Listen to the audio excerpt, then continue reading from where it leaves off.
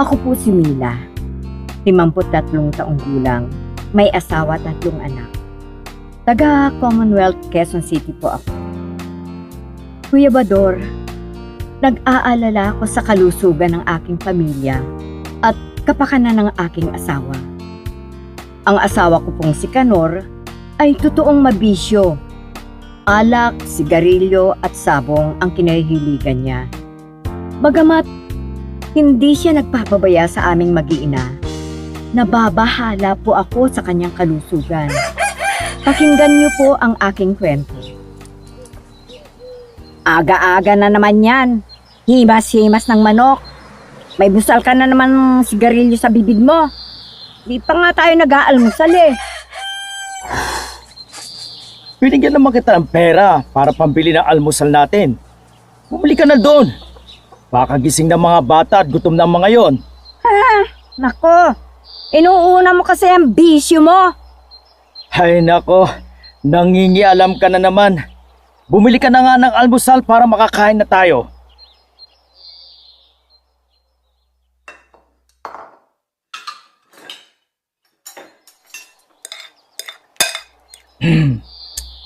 Pagkatapos natin kumain, mamimili ako ng mga materyales. Mila, ang obligasyon mo mga bata, maliliit pa yan. Maglinis ka ng bahay at yung mga damit kong pang-alis, labhan mo.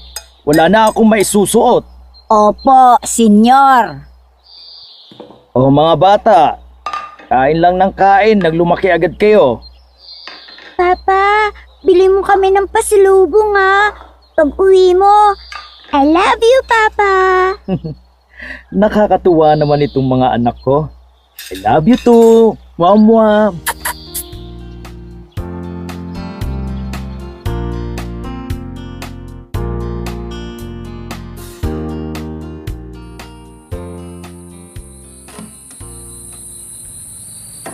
Mila!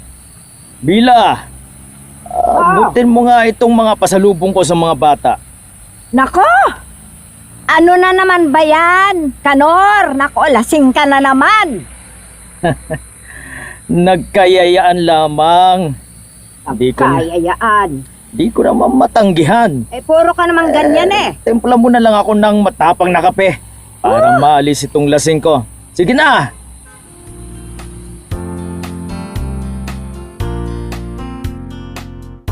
Kuya Bador, yan po ang pinoproblema ko sa kasalukuyan. Laging ganyan ang pinagtatalunan naming mag-asawa. Sana po mapayuhan niyo po ako. Lubos na nagpapasalamat at umaasa. Mila ng Commonwealth, Quezon City.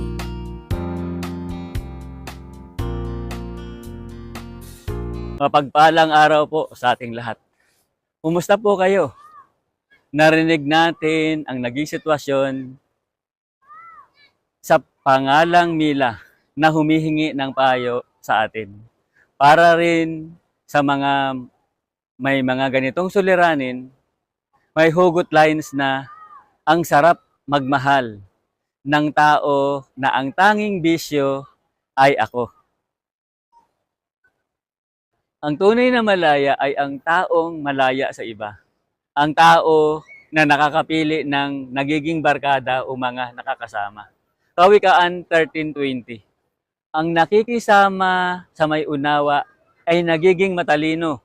Ngunit ang kasama ng mangmang ay nasusuong sa gulo. Awit 1:1-3. Ang tunay na kagalakan. Mapalad ang tao na hindi nakikinig sa payo ng masama at hindi sumusunod sa masama nilang halimbawa. Hindi siya nakikisama sa mga kumukutya at hindi nakikisangkot sa gawaing masama. Sa halip, kasiyahan niyang sumunod sa kautusan ni Yahweh. Binubulay-bulay niya ito sa araw at gabi. Katulad niya'y punong kahoy sa tabi ng batisan. Laging sariwa ang dahon at namumunga sa takdang panahon. Para sa mga asawang lalaki o babae man, mahalaga ang may paninindigan. manindigan kung tama.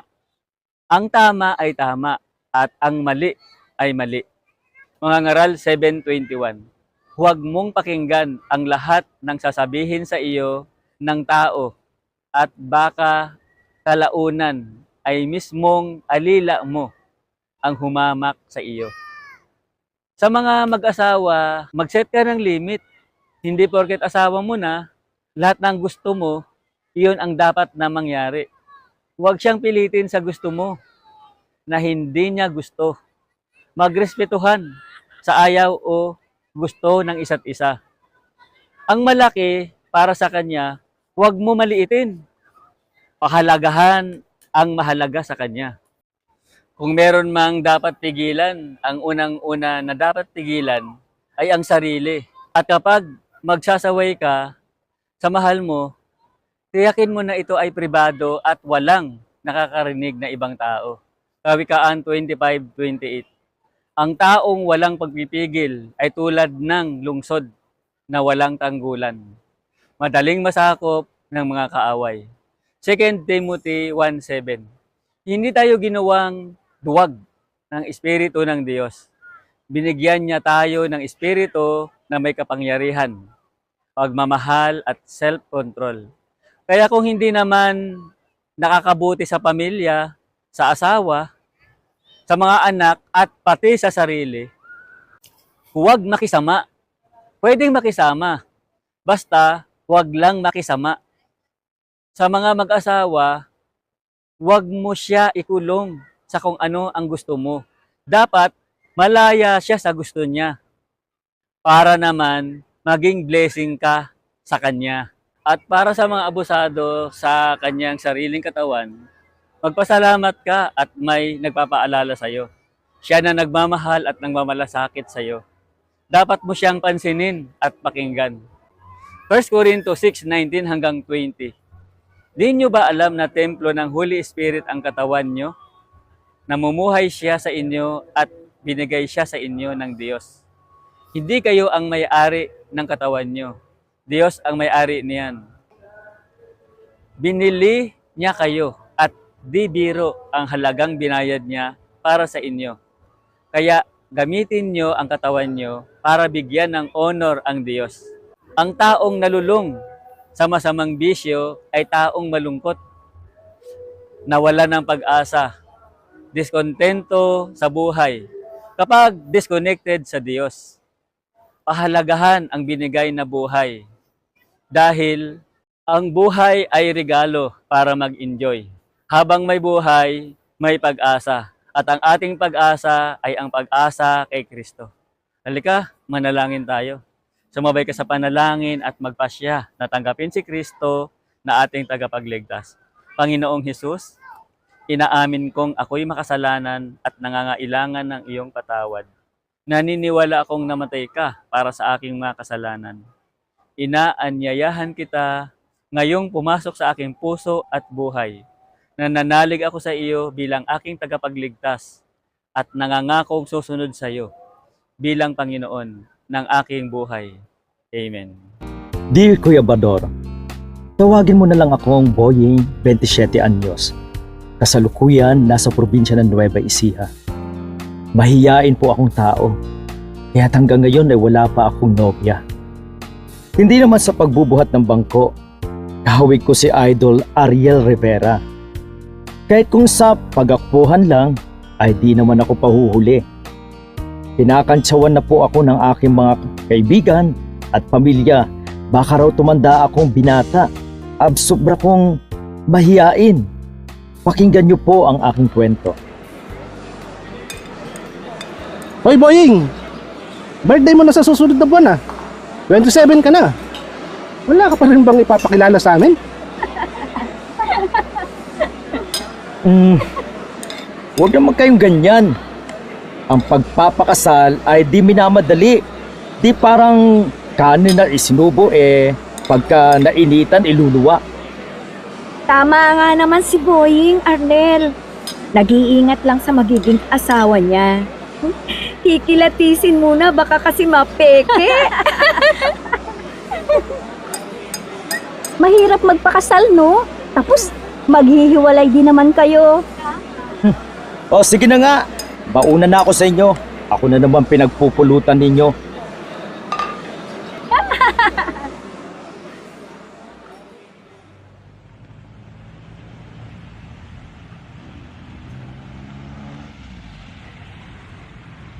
Ay, nako. Ito talaga mga tropa ko. Lagi na lang akong pinagdidiskartahan. Mga biruan nila. Bakit nga ba ako mahiyain pagdating sa babae? Hindi naman ako pauhuli kung itsura lang pag-uusapan. Ano kayang dapat kong gawing diskarte?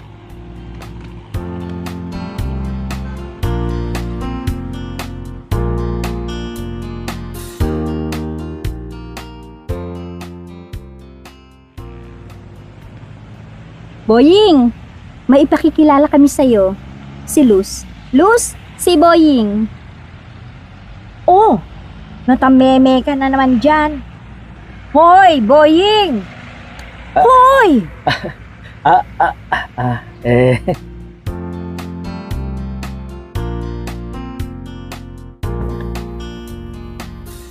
Kuya Bador, tulungan niyo po ako.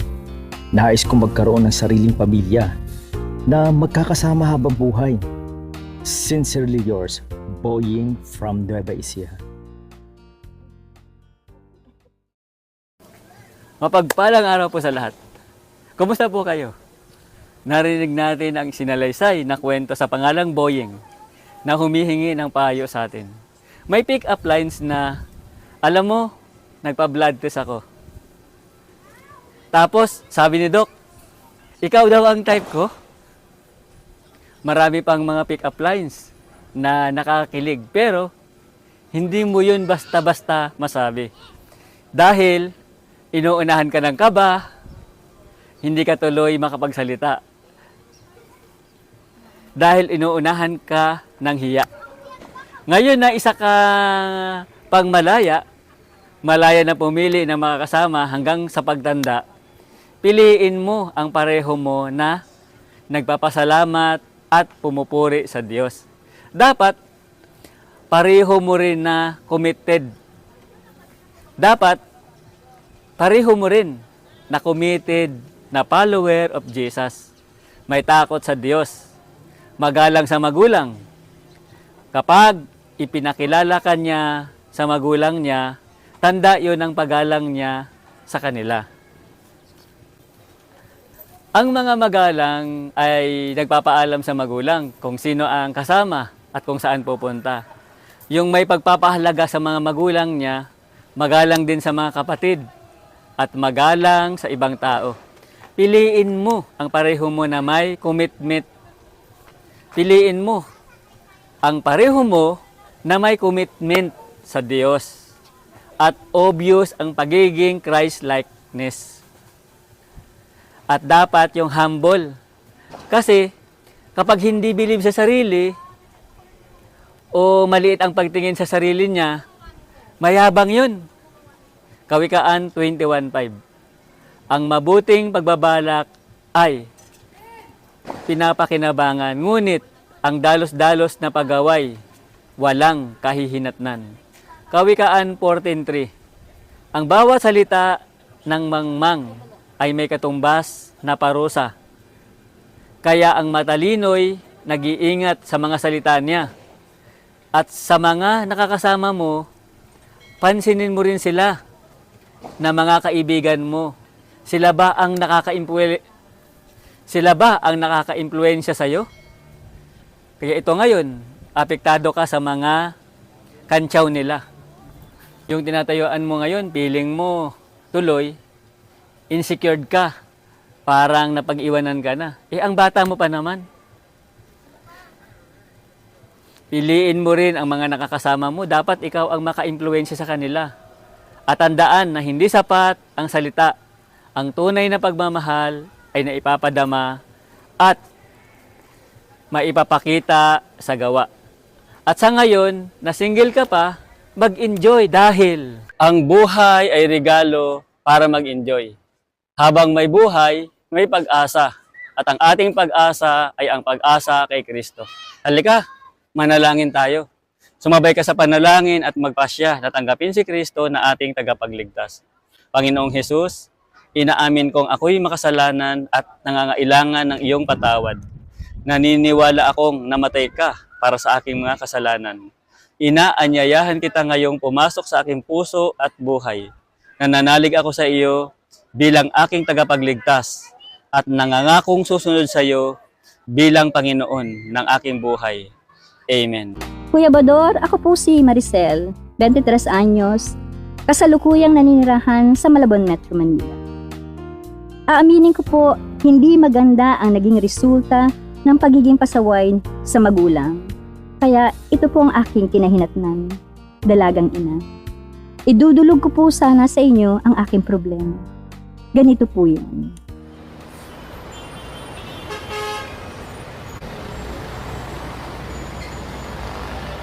Malapit na pala ang Pasko. Ang dali ng panahon. Kitang-kita na sa paligid ang mga Christmas decor, mga parol, at mga prutas na yung Pasko lamang makikita at matitikman. Bising-bisi na ang mga tao sa kapamimili kaya't matrapik na ang kalsada sa sobrang daming tao. Kamusta na kaya sila Inay Itay? Halos ilang buwan din kami walang komunikasyon at di nakakapag-usap. Ni halos di ako nagpakita sa kanila. Ano kayang masasabi nila sa kalagayan ko? Ma, para po sa tabi.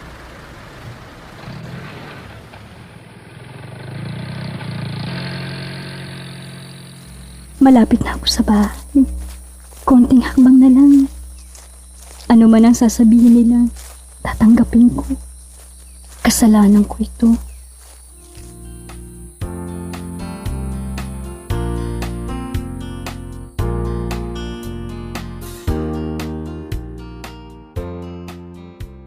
Yan! Yan ang sinasabi ko sa'yo, Maricel. Paulit-ulit kitang pinapang-aralan pero nagtetengang kawali ka lang.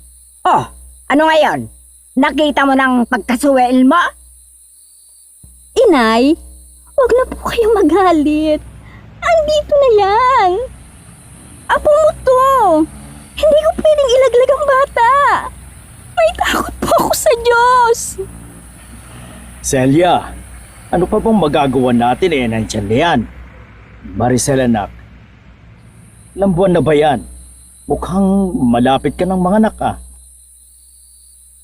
Opo, Itay. Baka sa susunod na buwan, gagampanan ko na. Biyaya po sa atin to ng Panginoon.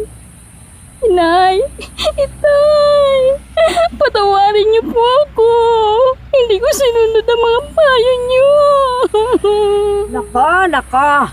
Oh, asan ba magaling na lalaking yan, ha? Hindi mo pa nga pinapakilala sa amin eh. Oo nga anak, asan na ba yung ama ng magiging anak mo? Hindi na po siya nagpakita sa akin, Inay, Itay. May ibang pamilya na po. Nasa probinsya siya. Ay, nako, Maricel, anak, aatakihin talaga ako sa'yo. Ay nako Celia, magdahan-dahan ka nga. Ay, nako. Kalmahin mo yung sarili mo. Kuya Bador, sa susunod na buwan ng aking kagampanan, pagkapanganak ko po ay aantayin ko lang na maawat sa pagsuso ang bata. At may plano akong umalis ng bansa para makapag-ipon at mamuhunan ng negosyo para sa kinabukasan naming mag-ina. Hindi ko pa po nababanggit sa aking mga magulang ang plano kong ito. Pagpayuhan niyo po ako. Lubos na umaasa at nagpapasalamat, Maricel ng Malabon, Metro Manila. Mapagpalang araw po sa ating lahat. Narinig natin ang naging sitwasyon sa pangalang Maricel na humihingi ng payo sa atin. Sa loob ng tahanan, mahalaga ang magandang samahan at dapat na makita at maramdaman ng bawat miyembro ng pamilya ang saya at pagpapahalaga sa isa't isa. Umuunawa at merong tunay na pagmamahal. Nagpapatawad sa nagawang pagkakamali. Pagtanggap anuman ang kalagayan at pagkatao. Ang mga magulang naman ay walang kinikilingan. Lahat ay pantay-pantay dahil sila ang tagapamagitan sa mga anak. Anak na may kanya-kanyang sariling personalidad. Magkakaiba-iba, hindi magkakapare-pareho. May sariling katangian at may sariling angking kakayahan. Ephesians 4:3. Gawin nyo ang best nyo para hindi mawala ang unity na binibigay ng Holy Spirit sa tulong ng kapayapaan na naglalapit sa inyo sa isa't isa. Romans 12:21. Huwag kayong magpatalo sa masama. Instead, gumawa kayo ng mabuti para matalo nyo ang masama. At huwag natin kakalimutan na may kasabihan. Kabataan ang pag-asa ng bayan. Alalahanin lagi na sa lahat ng ginagawa, damay pati pamilya mo. Kapag mabuti ang ginawa, makakabuti sa sarili at sa pamilya mo. Kapag naman may nagawang masama, natural na makakasama sa sarili at sa pamilya mo. Kapag ang tukso ay hindi iniwasan at hindi pinigilan, kapag nagpadala sa tukso, talaga namang problema. Kapag napasubo dahil sa maling ginawa at maging ina na hindi pa naman handa. Pero dapat panindigan at pangatawanan. Huwag masaktan sa sasabihin ng ibang tao dahil hindi naman talaga maiiwasan na may mga huhusga dahil sa nagawa. Pero ang Diyos, hindi niya tayo susumbatan o huhusgahan dahil mahal tayo ng Diyos at meron siyang magandang plano sa buhay natin.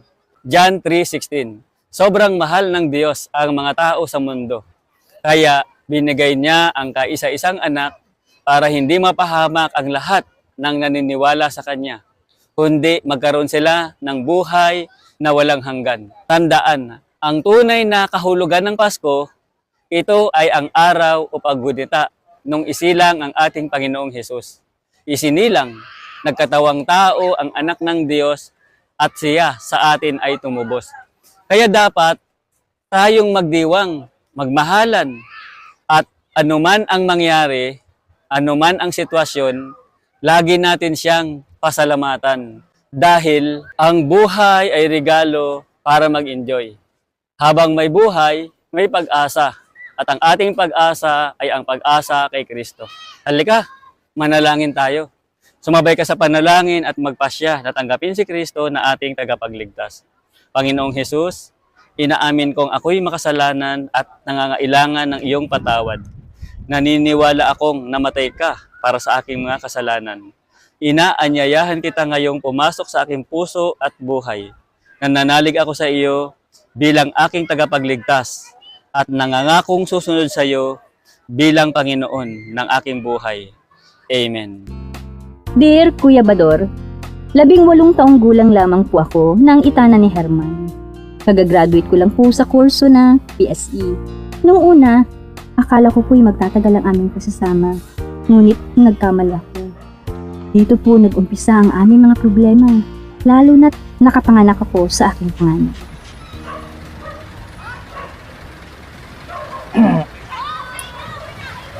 Ano pa, Lily?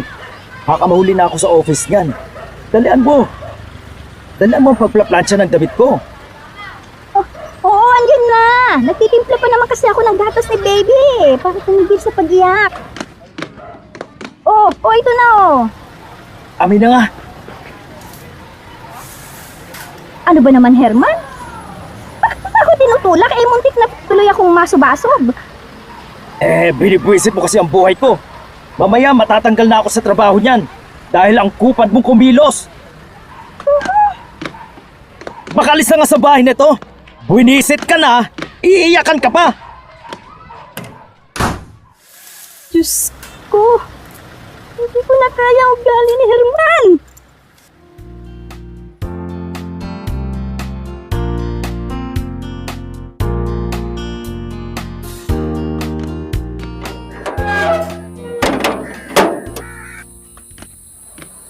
Lily, bakit?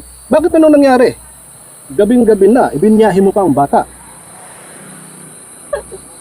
Itay, iniwan na kami ni Herman. Wala akong pambili ng gatas kay Susie. Sinasabi ko na nga ba eh, yung hilatsa ng pagmumukha ng lalaking yun, talagang hindi mapagkakatiwalaan. Sorry po, Itay. Hindi ako nakinig sa inyo noon. Wala na tayong magagawa, anak. Nandiyan na yan. Saka hindi ko na rin pumatiis ang ugali niya, Itay. Barumbado masyado yan si Herman. Yan na nga eh. Sige na. Iayos mo na ang anak mo sa kwarto. Tulog na ang inay mo, kaya di mo na ginising. Akala ko'y kung sino na ang bisita namin. Dahil gabing-gabi na. Kung nagugutom kay may pagkain pa naman dyan sa kusina, kumain ka lang. Lily, tapos ka naman ng kolehiyo at nakapasa ka ng board exam sa pagiging teacher mo. Si Herman, wala siyang habol sa bata, kay Susie.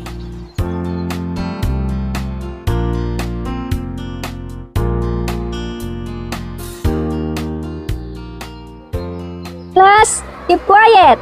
Kopyahin ninyo ang lahat na nakasulat sa board, ha? At bukas magbibigay ako sa inyo na exam. Delgado, may bisita ka sandali sa office. Kaya ito. Class, wait lang, ha? Iwanan ko muna kayong sandali. Miss Reyes, pupuntahan ko po sandali. Okay po. Bakit kaya ako kinakabahan? Kuya Bador, ang bisita ko pala ay si Herman. Humihingi siya ng tawad sa akin at nagsusumamong magbalikan po kami. Magdadalawang isip ako kung patatawarin ko ba siya o hindi. Pero sa isang banda, iniisip ko rin ang kapakanan ng baby namin. Tulungan niyo po ako, Kuya Bador, kung ano ang mabuti kong gawin. At sana po ay mabigyan din po ng advice ang inyong mga tagapakinig. Maraming salamat po, Lily. Mapagpalang araw po sa ating lahat. Kumusta? Narinig natin ang naging sitwasyon sa pangalang Lily na humihingi ng payo sa atin. Mabubuhay ka nang wala siya. Pero, paano naman siya? Kung saan ka nadapa, doon ka bumangon. Huwag palakihin ang konting tampuhan ninyong mag-asawa para lang may excuse ka na iwan siya. Huwag ikumpara ang kahapon sa ngayon.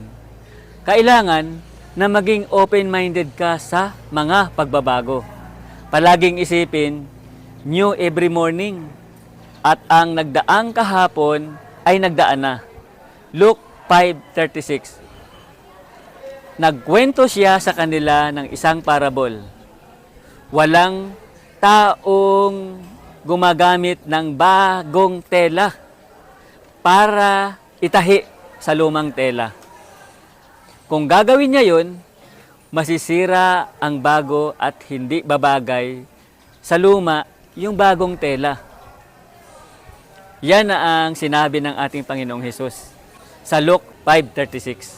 Ang ibig sabihin, hindi na match ang dati at ang ngayon. Nung hindi pa kayo magkasama sa isang bubong, punong-puno ng excitement ang moment ninyo. Di ba? Napakasaya. Andoong makatanggap ka ng chocolate o bulaklak o kung ano-ano. Ngayon na magkasama na kayo sa iisang bubong, naroon na kayo sa reality stage bilang mag-asawa. Kailangan natanggapin ang mga pagbabago para kayo ay magtagal. At ang bawat araw dapat na makita mo ang mga blessing. Dahil every morning ay blessing. Tingnan mo ang maganda. Huwag yung puro reklamo. Iwasan mo, alisin. Tanggalin mo ang mga reklamo sa buhay. Sa halip, dapat na magpasalamat ka sa lahat ng oras. Huwag patampo-tampo kasi walang script sa totoong buhay. Kasi kung script lang sana sa totoong buhay, ang nais mo, ang mangyayari, di ba? Pero, ang totoong buhay, walang script. Mabibigo ka lang kapag ang gusto mo lang ay ang gusto mo lang na marinig. Ang ikagaganda ng bawat araw ay nasa attitude. At kung ano ang meron ka, yun ang maibibigay mo. Kung meron kang saya, makakapagbigay ka ng saya. Kaya kailangan i-review mo ang attitude mo. Dahil baka meron kang attitude na hindi nagpapa-enjoy sa'yo. Tandaan na bawat araw ay mahalaga.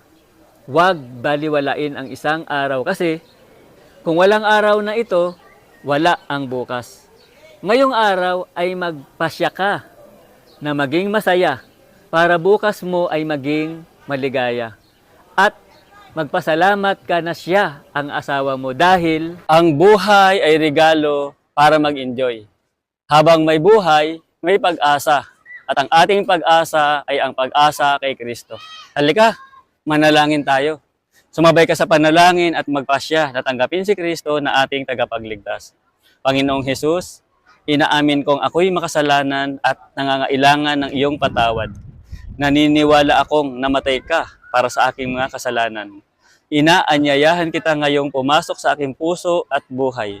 Nananalig ako sa iyo bilang aking tagapagligtas at nangangakong susunod sa iyo bilang Panginoon ng aking buhay. Amen.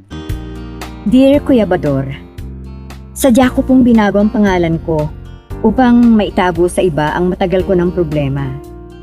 Tawagin po ninyo akong Linda, 44 na taong gulang. May 5 anak at dati po ay masayang pamilya. Hanggang sa dumating ang problemang ito sa amin. Ganito po ang mga pangyayari. Oh, Linda. Oh. Ito na ang sinahod ko. Nagtabi na ako ng para sa pamasahe ko pagpasok sa trabaho. I-budget mo yan hanggang pagsweldo ko ulit. Salamat, mahal. Okay na to hanggang sa 15. May konti pa namang tira sa dati mong binigay sa akin. Gusto ko sanang i-date ka pero kukulangin tayo. Pag nakuha ko na ang 13-month pay ko, tsaka tayo lumabas ng mga bata. Kahit wag na lang, Mario. Dito na lang tayo sa bahay. Magluluto na lang ako ng espesyal na menu para sa atin. Sige, love. Kung yan ang balak mo, din sige. Baka sa katapusan, makuha ko ng bonus ko.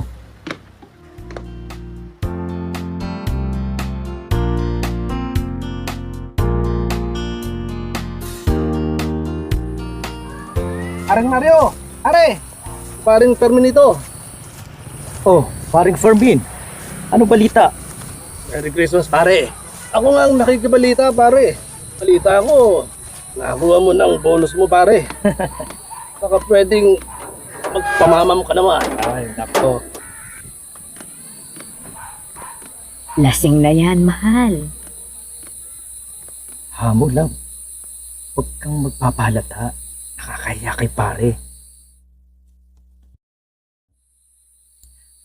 Merry Christmas, pare. May konting bonus, pare.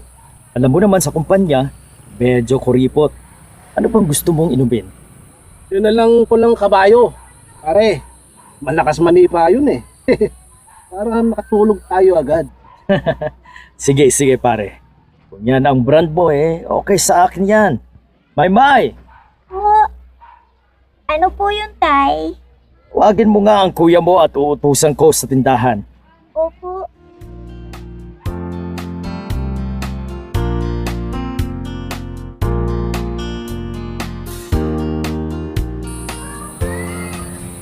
Ano ba, pare? Pag ganito ako, ayaw akong katabi ng mari mo. Amoy chico daw ako. Mabango yun, di ba? At ayaw niya sa amoy ko. Pare, yan lang yan, pare. Pero, mahal ka rin ni Mari.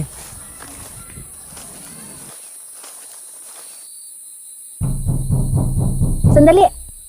Nako, sabi ko na nga ba, senglot na naman to eh. Pasensya na pare ah. Suga pa na sa alaki kong pare mo eh. Nako, problema ko talaga. Sandali, paaalsa ko nga sa anak ko. Ang lalaki na ng mga anak ko, hindi pa rin to nahihiya. Sige, Mare.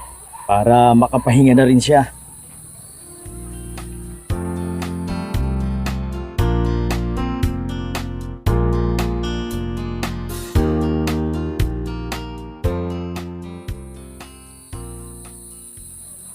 Mahal, Kulang na tong inientrega mo sa akin Pasensya na love. Naya na naman ako ni paring Fermin sa inuman. Barkada niya eh. Junjun! Nasaan ba kayo? Ipag-init nyo nga ako ng tubig. Itimpla mo na ako ng kape. Junjun! Mahal, huwag mo man sigawan ng mga bata. Mga anak mo yan, malalaki na yung mga yan. Marunong naman na silang mahiya. Pwede ba love? Huwag kang mangialam. Alam ko ginagawa ko.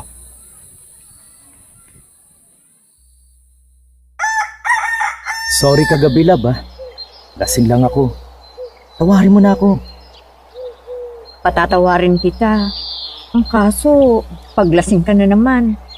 Ulit na naman ang eksena. Hindi na, promise. Promise ko yun. Yan, pakis nga. Oo na. Sige na.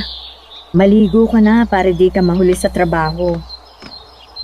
Siyempre naman, kailangan ko talagang maligo. Ito nga, at nauulo ko. Mga wala kayong kwentang tao! Pinapakain ko kayo parang mga biik at mga inaing baboy! Bakit ayaw nyo kong pagsilbihan?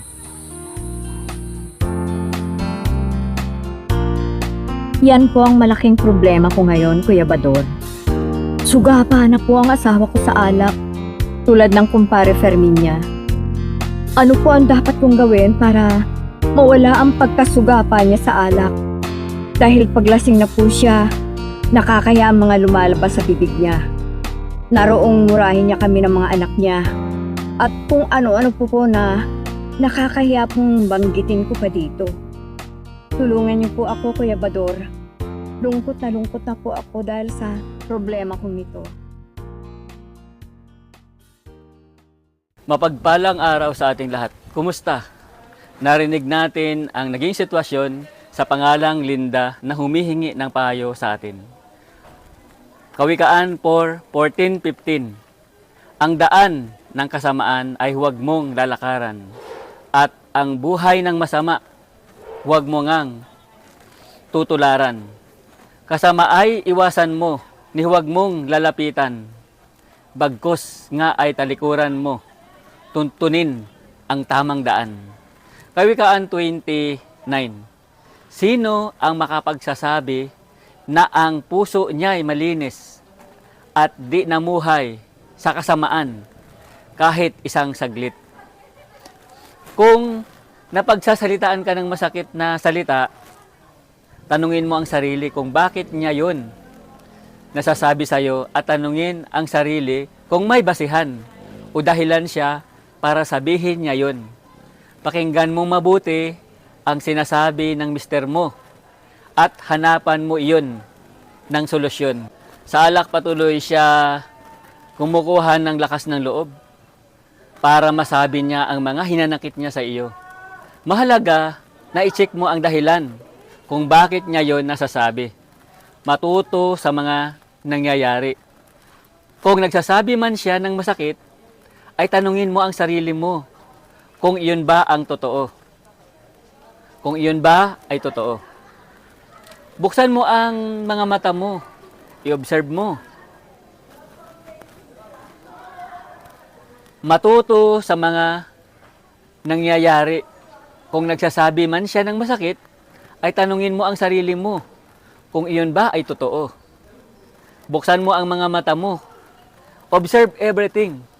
Observe anything. Obserbahan mo ang sarili. Obserbahan mo ang paligid. Obserbahan mo ang dahilan ng pagbabago ng sitwasyon. Maging matalino ka. Kapag nagbebenta siya ng away, huwag mo bilhin. Hindi naman lahat ng nilalako ay binibili. Kawikaan 23. Ang marangal na tao'y umiiwas sa kaguluhan. Ngunit ang gusto ng mangmang ay laging pag-aaway. At para naman sa naimpluwensyahan ng taong mabisyo, ang barkada na mabisyo ay kasama mo sa tawanan. Pero kapag naman meron ng karamdaman, hindi naman sila maaasahan. Pamilya mo ang nahihirapan. Gising na. Mapagmahal ka naman ng magulang. Magbago para sa mga anak mo. Pamilya ang unahin. Makisama sa pamilya. Huwag sa barkada dahil ang buhay ay regalo para mag-enjoy. Habang may buhay, may pag-asa. At ang ating pag-asa ay ang pag-asa kay Kristo. Halika, manalangin tayo. Sumabay ka sa panalangin at magpasya na tanggapin si Kristo na ating tagapagligtas. Panginoong Hesus, inaamin kong ako'y makasalanan at nangangailangan ng iyong patawad. Naniniwala akong namatay ka para sa aking mga kasalanan.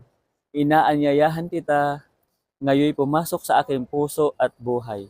Nananalig ako sa iyo bilang aking tagapagligtas at nangangakong susunod sa iyo bilang Panginoon ng aking buhay. Amen.